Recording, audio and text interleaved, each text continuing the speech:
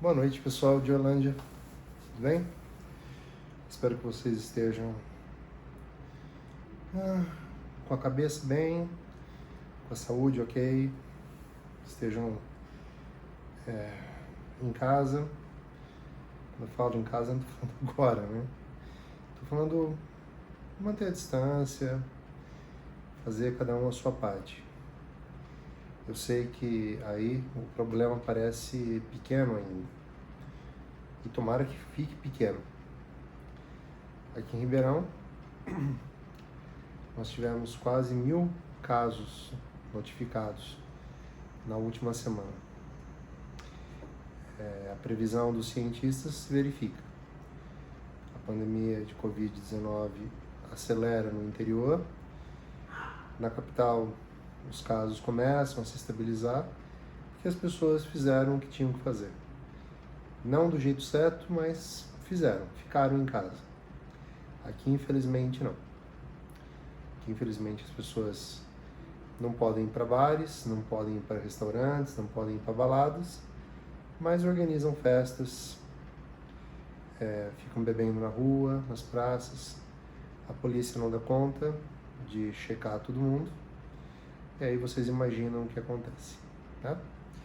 Eu espero que vocês estejam respeitando o isolamento, o distanciamento, e nós, desse lado daqui, nós, os professores e toda a equipe que trabalha incessantemente para cuidar de vocês, estamos fazendo o nosso melhor, adaptando, improvisando, pensando. É isso que nos define bem. Nós pensamos o tempo todo para fazer o melhor para vocês, tá? Bom, meus caros, eu fico muito feliz de chegar ao fim do Caderno 2, bem dentro do nosso cronograma. Na verdade, até um pouco adiantado, tendo em vista que aqui, nesse ambiente, a nossa interlocução, ela não tem ruído, né?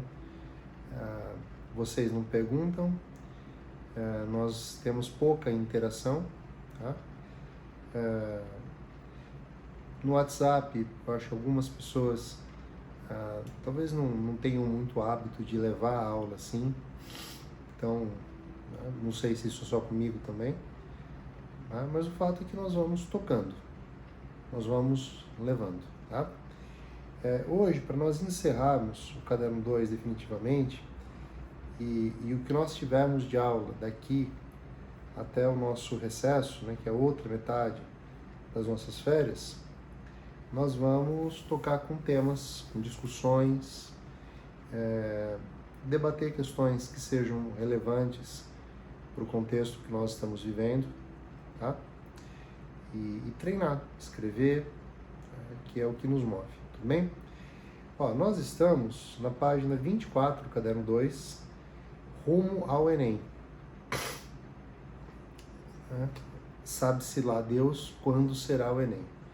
Não sei se vocês estão acompanhando, mas foi aberta uma consulta pública só para quem já se inscreveu no Enem, para decidir por uma data em dezembro, ou uma data em janeiro, ou então uma data só lá na frente em maio. Creio que daqui a alguns dias, ou no máximo semanas, já tenhamos o resultado dessa consulta pública, tá? Vejamos o que vai acontecer. Nós vamos fazer exercícios, e aí eu quero combinar com vocês o seguinte: nós vamos fazer um esquema que é assim. Eu vou ler e vou explicar o exercício para você, tudo bem? Eu leio, eu explico, você, posso dizer, você vai ter um tempo, tá? Combinar aí uns 2 minutos, porque 2 minutos é o tempo de pensar.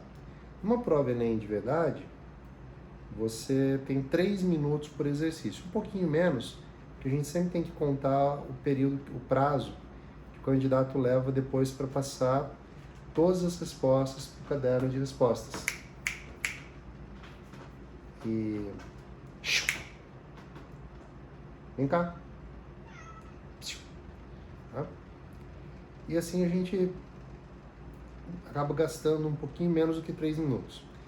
Quando vocês prestarem o Enem para valer, vocês vão perceber que talvez o mais difícil seja lidar com o tempo. E é por isso que o nosso material tem, desde o primeiro ano, um roteiro de exercícios Enem. Tá? Nós podemos optar por fazer só no final, podemos optar por ir costurando no meio das aulas, alonga um pouco o tamanho de cada aula. Eu gosto de fazer no final, como se fosse um simulado. Tá? E eu vou fazer o seguinte, eu vou ler todos com vocês, e um por um. Eu vou ler, vou dar um tempo, tá? E aí vocês vão fazer o seguinte, vocês vão dar um pause, vocês vão dar um pause e contar no máximo 2 minutos, tá?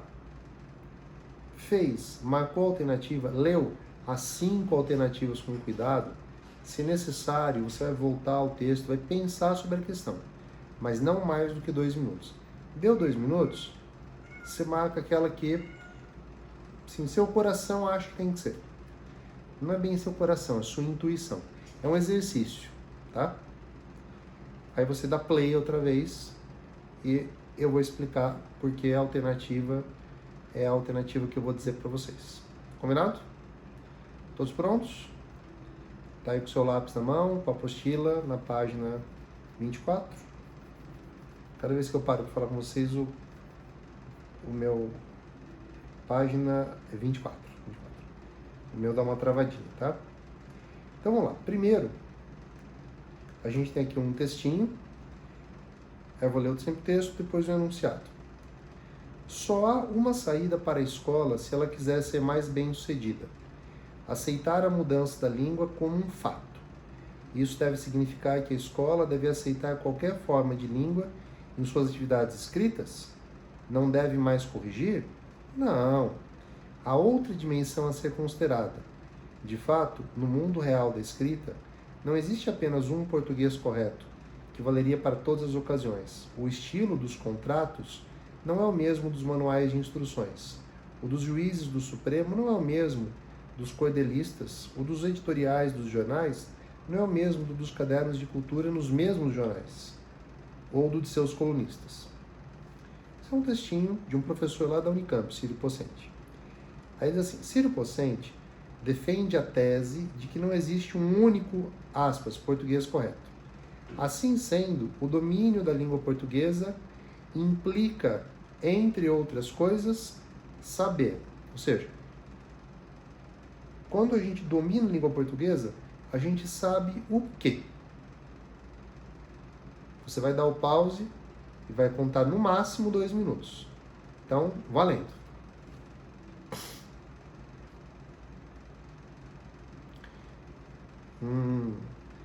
Você já resolveu a questão. Tá? Acho que essa você matou no peito. Fácil. Tá? Se não matou, vamos lá. A letra correta é D, de desgraça, de destino. Tá? Então, o domínio da língua portuguesa implica, entre outras coisas, saber adequar as formas da língua a diferentes tipos de texto e contexto. Se eu sou juiz, eu falo de um jeito e escrevo consoante a isso. Se eu sou editor de moda de um jornal, eu vou ter uma linguagem mais jovial, mais descolada. É sobre isso que esse exercício trata. Ok? Então, letra D. Exercício 2. Eu gostava muito de passear. Sair com as minhas colegas, brincar na porta de casa, de vôlei, andar de patins, bicicleta. Quando eu levava um tombo ou outro, eu era a palhaça da turma, risos. Eu acho que foi uma das fases mais assim gostosas da minha vida. Foi essa fase de 15, dos meus 13 aos 17 anos. É uma fala, tá? É um textinho de uma pessoa de 38 anos. Aqui tem então só as iniciais do nome, sexo feminino. nível de ensino fundamental, ou seja, só fez até no máximo o 9º ano. Tá? Projeto Fala Goiana. Um aspecto da composição estrutural que caracteriza o relato pessoal de APS como modalidade falada da língua é, contando 2 minutos, valendo.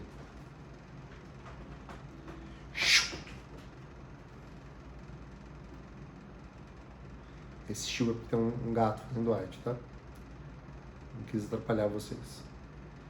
Bom, 2 minutos se passaram. Acho também que essa foi bem tranquila. Tá? A resposta correta é a letra, já de cara, a letra A. Predomínio de linguagem informal, entrecortada por pausas, tá? Que são os 3 pontinhos. Eu procurei ler dando o tom de como deve ser uma fala, né? Naturalmente as pessoas ficam meio nervosas, né, quando fazem um relato não muito espontâneo. Então é uma linguagem informal, né? Eu gostava muito de passear, sair com os meus colegas, brincar na porta de casa de vôlei, né? Então, linguagem informal e as pausas. Muito tranquilo esse exercício também. Passamos para o exercício 3. Temos aqui um texto do Manuel de Barros, poeta sul-mato-grossense. Cabeludinho. Quando a avó me recebeu nas férias, ela me apresentou aos amigos. Este é meu neto. Ele foi estudar no Rio e voltou de ateu. Ela disse que eu voltei de ateu. Aquela preposição deslocada me fantasiava de ateu. Como quem dissesse no carnaval, aquele menino está fantasiado de palhaço. Minha avó entendia de regências verbais. Ela falava de sério, mas todo mundo riu, porque aquela preposição deslocada podia fazer de uma informação um xiste, não uma piada. E fez. E mais, eu acho que buscar beleza nas palavras é uma solenidade de amor. Coisa bonita isso, né? Eu acho que buscar a beleza nas palavras é uma solenidade. Solenidade é um acontecimento muito importante de amor. E pode ser instrumento de rir. De outra feita, numa outra ocasião, no meio da pelada, um menino gritou, né? Deselimina esse cabeludinho. Eu não deseliminei ninguém, mas aquele verbo novo trouxe um perfume de poesia à nossa quadra. Aprendi nessas férias a brincar de palavras mais do que trabalhar com elas. Comecei a não gostar de palavra engavetada, aquela que não pode mudar de lugar. Aprendi a gostar mais das palavras pelo que elas entoam do que pelo que elas informam. Por depois ouvi um vaqueiro a cantar com saudade. Ai, morena, não me escreve, que eu não sei a ler. Aquele A preposto ao verbo ler, ao meu ouvir, ampliava a solidão do vaqueiro. No texto, o autor desenvolve uma reflexão sobre diferentes possibilidades de uso da língua e sobre os sentidos que esses usos podem produzir. A exemplo da expressão voltou de ateu, deselimina esse, eu não sei a ler. Com essa reflexão, o autor destaca, ou seja, ele põe em evidência o quê? Tá? Vejam que ele está contando uma experiência. Né? O foco agora é nas emoções que o autor imprime na relação dele com a língua, que é uma relação metalinguística. Então, 2 minutos, valendo.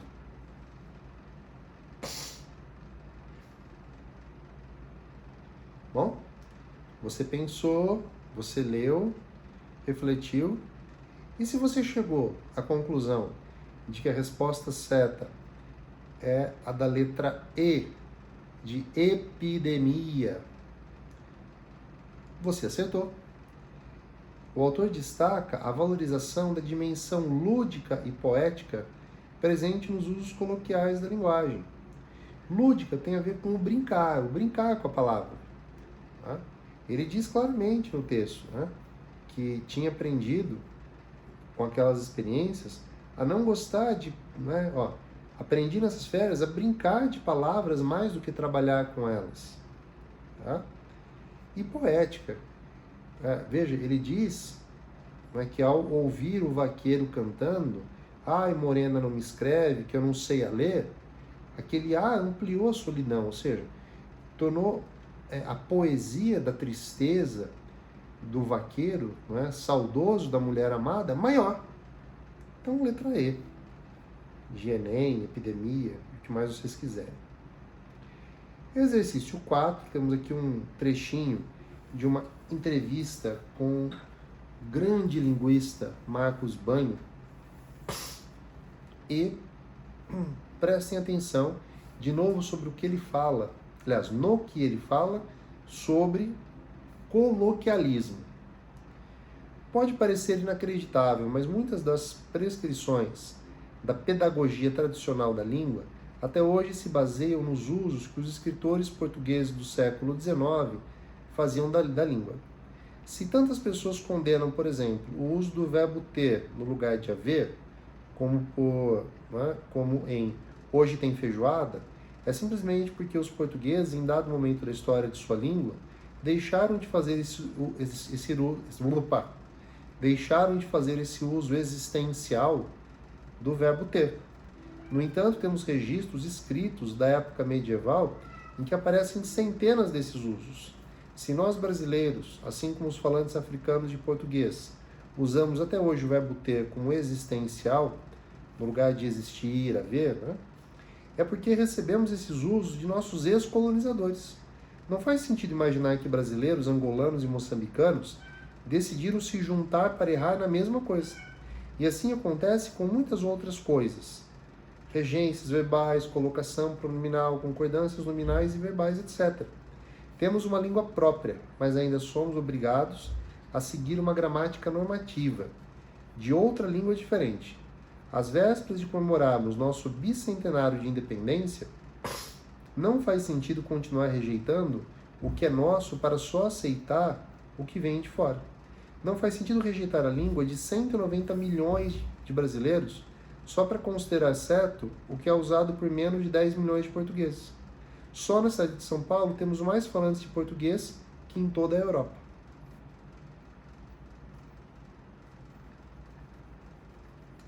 Vamos lá, muito bom.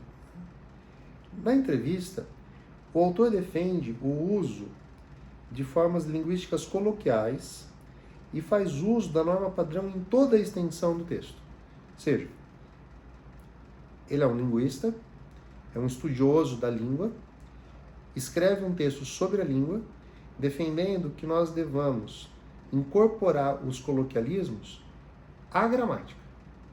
Ele faz, portanto, uma crítica à gramática, do jeito que ela é. Não a gramática pela sua existência em si, mas pelo modo como ela trata o uso da língua. Tá? Isso pode ser explicado pelo fato de que ele... Então, 2 minutos, contando.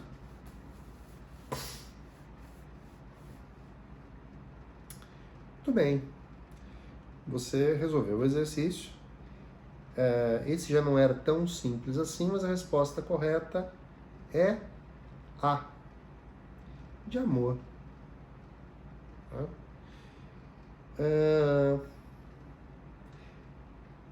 Isso pode ser explicado pelo fato de que ele adapta o nível de linguagem, ou seja, mais formal, menos formal. Aqui no caso, um pouco mais formal. Não é 100% formal. Vejam que ele usa a palavra coisa, repete a palavra coisa, muito próxima uma da outra. Então, ele está mais perto do formal, mas com umas pitadinhas de informalidade, porque ele está adaptando o seu nível de linguagem. Tá? Uma vez que o gênero entrevista requer o uso da norma padrão. Então, ele está dizendo para nós, entendam que circunstâncias diferentes pedem que nós dominemos níveis diferentes. Quantos níveis existem? Difícil dizer, porque eu acho que não é uma quantidade, é uma questão de estar mais perto do formal ou mais perto do informal. Ok? Exercício tranquilo, bonito esse exercício. Exercício 5. Vamos lá. Televisão versus cinema. Mais uma vez, reacende-se o desgastante debate sobre linguagem de televisão e linguagem de cinema. Né? O enunciador quer dizer que, nossa, já se discutiu tanto isso e voltamos com essa discussão, né, à baila.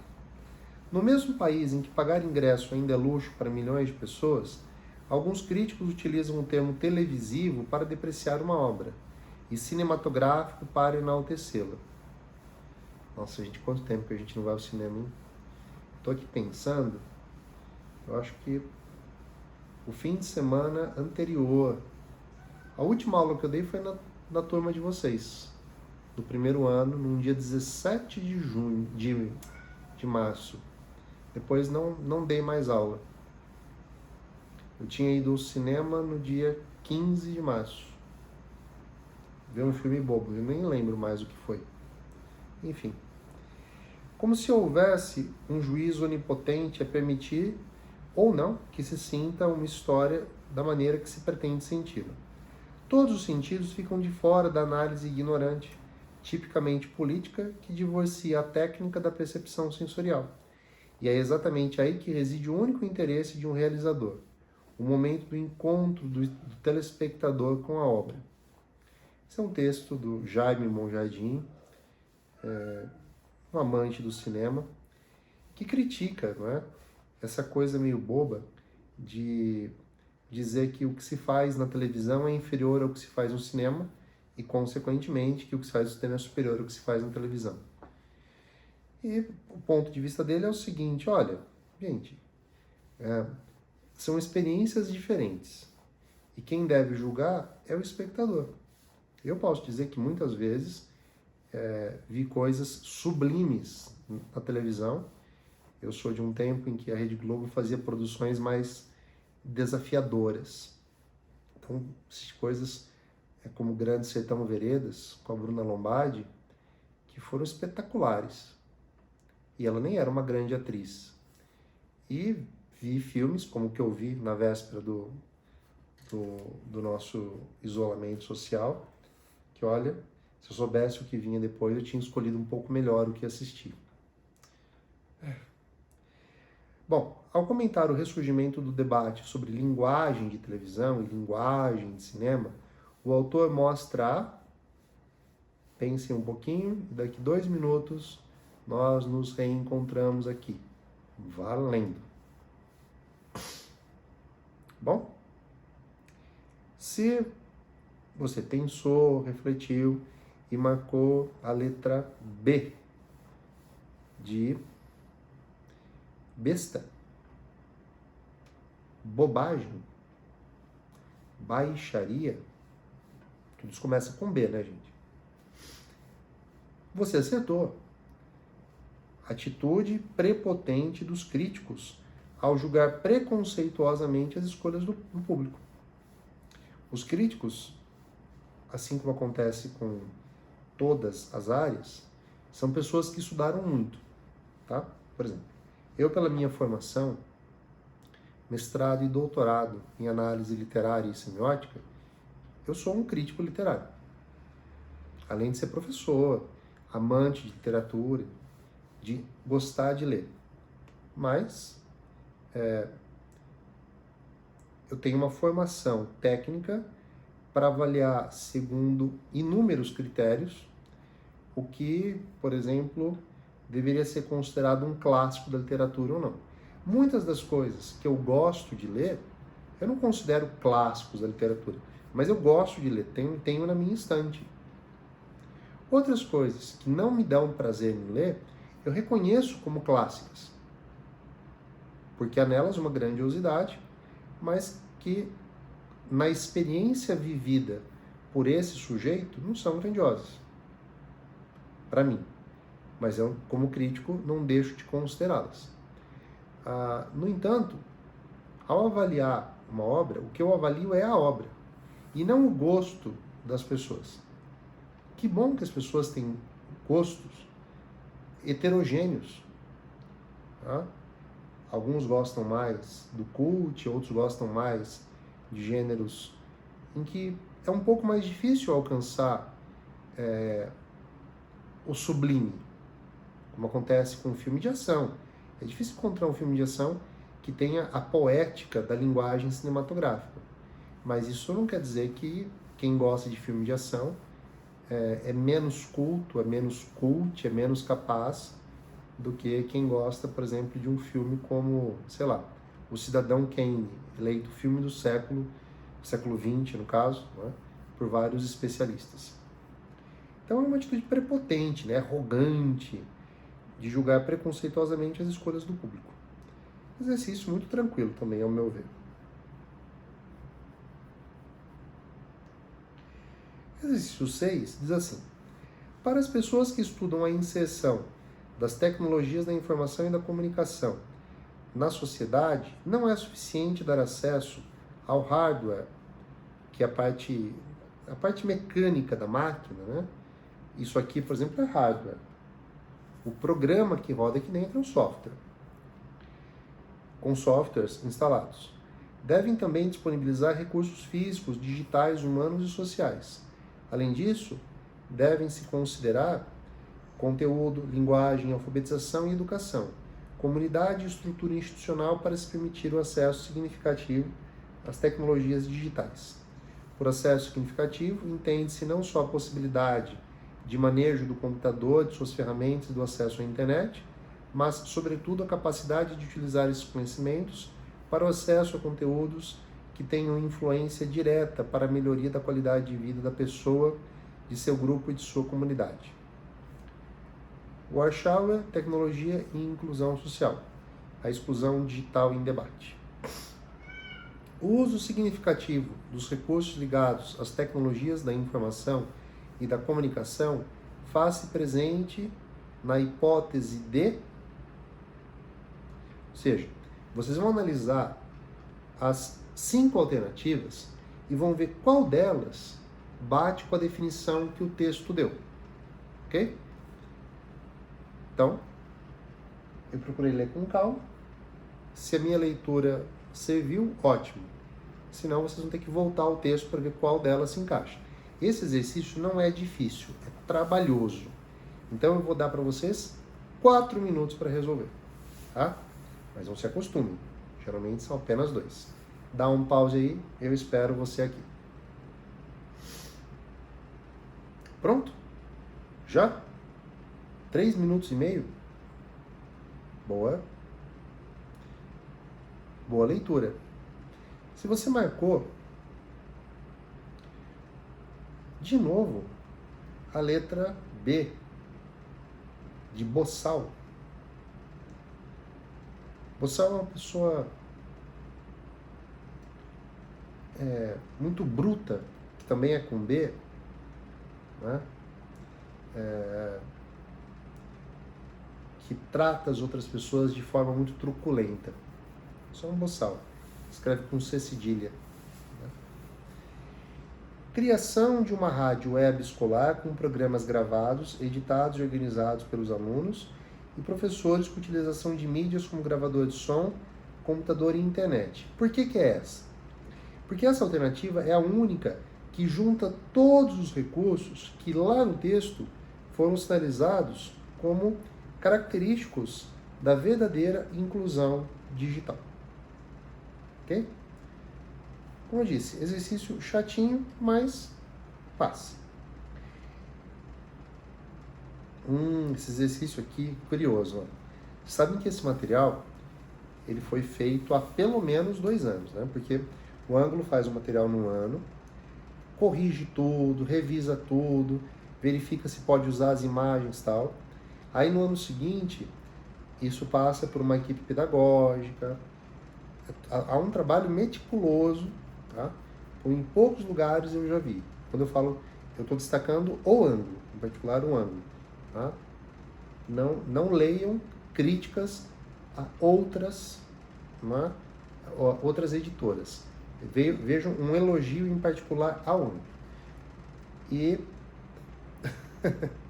quem imaginaria, né, que no mês de junho, 2 anos à frente, nós estaremos vivendo o que nós estamos vivendo.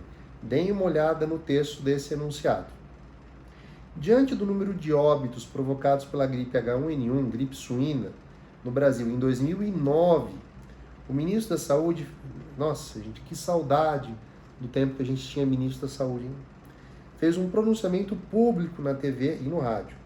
Seu objetivo era esclarecer a população e as autoridades locais sobre a necessidade do adiamento do retorno às aulas, olha só, em agosto, para que se evitassem a aglomeração de pessoas e a propagação do vírus.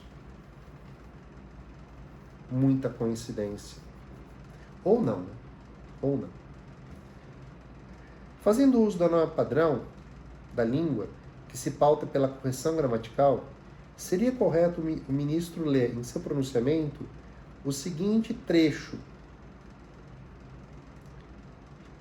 Então, vocês vão ver qual trecho se adequa bem à norma padrão da língua, tá?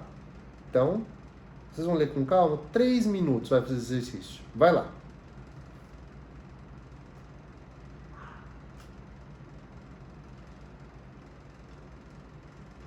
Ufa, chatinho esse exercício, hein? Ó, esse aqui não vai ter jeito, a gente vai ter que ler as 5. A correta, se você marcou, é a letra C, de Covid. Olha só como esse exercício, não é, sabia até o nome que a doença iria ter. Covid ou coronavírus, tudo com C. É a letra C. Diante da gravidade da situação e do risco a que nos expomos, há a necessidade de se evitarem aglomerações de pessoas para que se possa conter o avanço da epidemia. Aqui está perfeitinho. Vamos ver o que está errado. Eu quero que vocês sublinhem, tá? Na letra A, diante da gravidade da situação e do risco a que nos expomos, risquem o D e coloquem a que. Tá? Então essa não pode ser. Letra B, de Bela Bolsa. Diante da gravidade da situação e do risco a que nos expomos, há necessidade, né, de se evitarem, até aqui tudo bem, aglomerações de pessoas, para que se possa. Esse se aqui indetermina o sujeito, para que se possa conter o avanço da epidemia. A letra C está correta, a letra D. Diante da gravidade da situação e do risco, poderia ser aqui aos quais nos expomos. Então faltou o azinho aqui na letra D, que desgraça. E a letra E, diante da gravidade da situação e do risco a que nos expomos no lugar de com. E para a gente acabar, encerrar essa parte, fechar o caderno 2 e encerrar amanhã dessa terça-feira, exercício 8. Um volume imenso de pesquisas tem sido produzido para avaliar os efeitos dos programas de televisão. A maioria desses estudos diz respeito a crianças, o que é bastante compreensível pela quantidade de tempo que elas passam em frente ao aparelho, pelas possíveis implicações desse comportamento para a socialização. 2 dos tópicos mais pesquisados são o impacto da televisão no âmbito do crime e da violência e a natureza das notícias exibidas na televisão. É um livro do Anthony Giddens, sociólogo britânico. O texto indica que existe uma significativa produção científica sobre os impactos socioculturais da televisão na vida do ser humano. E as crianças, em particular, são os mais vulneráveis a essas influências, porque, de acordo com o texto, 2 minutos, vai lá, valendo.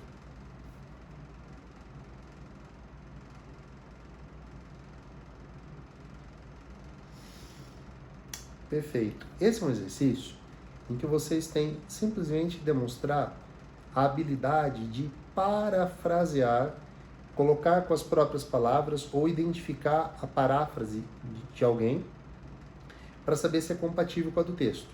E aqui, de novo, né, a letra B, né, de bueiro. Porque adquirem conhecimentos variados que incentivam o processo de interação social. Tá?